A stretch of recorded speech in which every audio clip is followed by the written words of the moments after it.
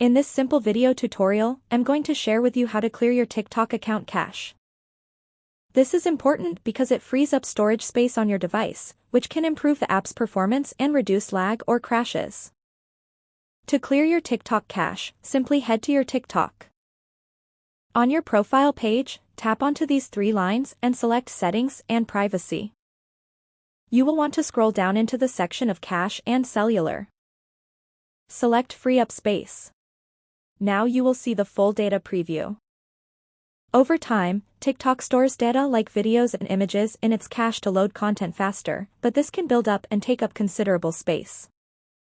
To clear cache, simply tap on Clear right here.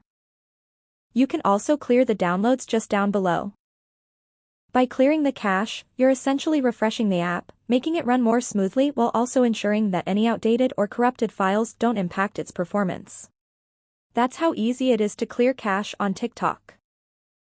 If you have any questions, just let me know in the comments section down below. Please don't forget to leave a like, share and subscribe for more video tutorials like this one.